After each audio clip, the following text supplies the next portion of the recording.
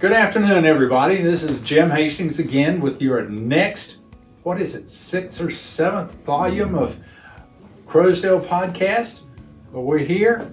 And by the way, if you have anybody that you'd like, just stop me in the hall and say, how about talking to so-and-so?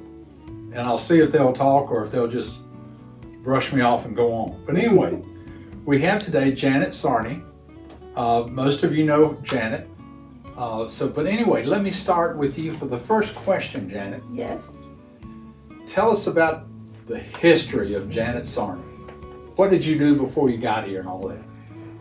Well, I grew up in Altoona, Pennsylvania, a railroad town, home of the Horseshoe Curve. And I graduated I was the oldest of 7 children, 5 girls and 2 boys, which meant I was in charge a lot. I bet. The boys loved it, right? Yes, indeed. Big sister. So I went to Bishop Guilfoyle High School. And from there, I entered the Sisters of Charity of Seton Hill in Greensburg, Pennsylvania. And got 2 years of undergraduate study at Seton Hill. And then went into Pittsburgh Hospital to enter the nursing program. And it was a 3-year diploma program. I finished that in 1971. And I worked at Pittsburgh Hospital. And then from there, I worked with the Visiting Nurse Association of Pittsburgh. So I was all over Pittsburgh. North Side, South Side, East Liberty, Homewood, Rushton, the Hill District, Hill Street Blues. Yep. Yeah, the whole thing. In 1981, I moved to Washington, D.C. To get my master's in nursing. And that was a 2-year program. And I finished that in 1983.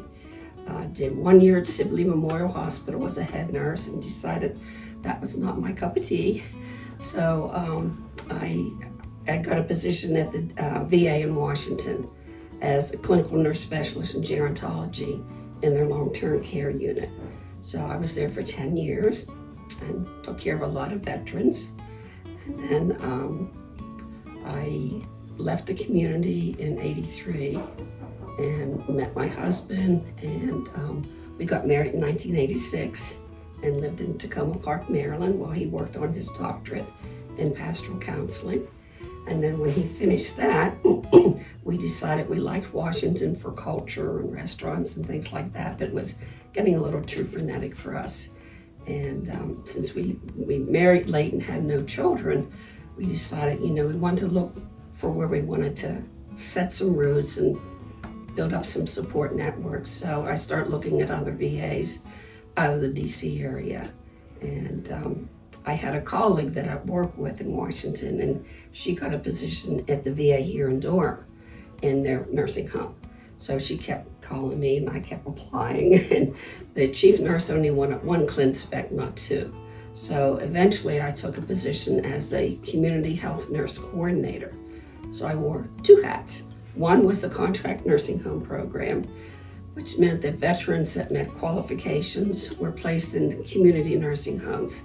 So I was on an inspection team that before a contract was let, we would go out and do an inspection, like a state inspection for nursing homes.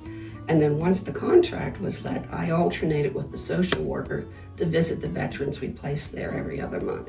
So I was on the road between High Point and Greenville and a lot in between. And partway through, they added on adult day health care. So that was more stops I had to make. So when I wasn't on the road visiting, I was in the hospital doing discharge planning.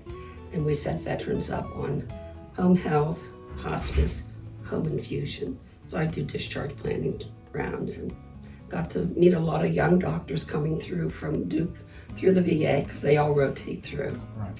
So, and then in 2005, my husband was diagnosed with pancreatic cancer. Mm-hmm. So he had a wonderful oncologist, and he actually lived 5.5 years with it. But we got very involved with the cancer center. They have a weekly patient support program that we were involved with, and eventually they invited both of us to be on the advisory board, and he was on as long as he could, and then I continued to this day, and at one point I chaired board. Good. But good contacts over there. So, and he passed away in 2010. And I'm a gardener, and we had a nice garden in our yard, so I spent a lot of time there. And 9 years later, after I had to replace the roof, 2 complete HVAC systems, refrigerator, the stove, A new house, man. and the pond pump, I said, I think it's time to move. Now, second question. Yes. How did you get to Croasdaile Village, Janet? Well, Jim, I can thank you for that. Oh, gosh. I took the OLLI course Oh, you did? to stay put or move on, and you and Fred Porter taught it. Yes, we did. Yeah, and you were very good teachers. So anyhow, we saw a lot of different CCRCs and adult living arrangements, and I just felt comfortable here. It felt more homey than some of the others. Good. Yeah, and at that time, there was a group of women from my church who were coming over here to do a communion service once a month. And I got to know some of the residents. So Joan Strain and Shirley Salzano and Barbara D. Yep. So I knew some of the people here. And then people from my church were moving in. So that was a good connection. Well, good. But you need to understand, even though Fred and I taught it for 5 years, both semesters, he and I both don't remember all the people who were in those classes. You taught a lot of people that are here now. Evidently. Yes. Thank you. Mm-hmm. Now, Janet, Yes. since you're here, what all have you been involved in? Well, I moved in October 2019. In December of 2019, Jane Stubbs cornered me at the bulletin board and said, "You'll be our neighborhood rep next year, won't you?" And I said, "Sure, Jane." So January, I became second floor north neighborhood rep. And in March, COVID hit and we locked down. So I finished my 2 years there. And in the meantime, I had really wanted a balcony apartment, which was not available when I moved in.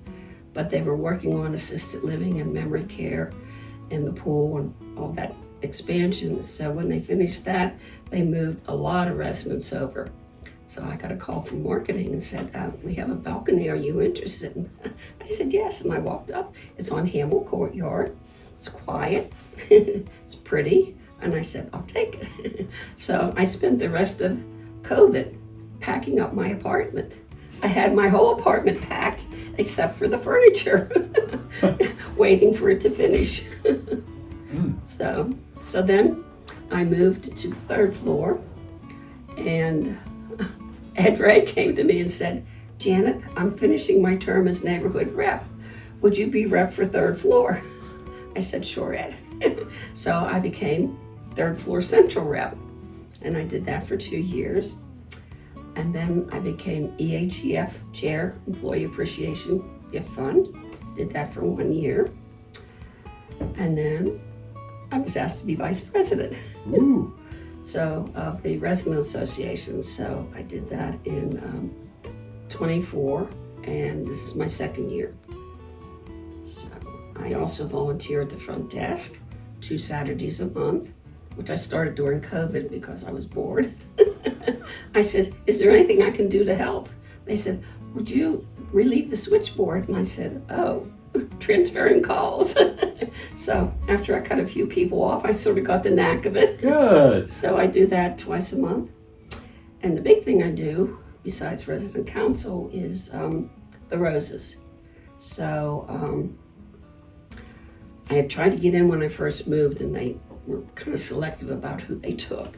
But then somebody left the group, and I was asked to join them. And then I'm trying to remember his name. The man who was organizing it then was not feeling well and was ready to turn it over. So he asked me if I would take care of it. So I did. So now twice a month on Tuesdays and Fridays, from usually April to November, we cut the roses and arrange them and put them all through the main level here. Way to go. So we can thank you for being the Rose Lady. Yes, I am the Rose Lady. All right.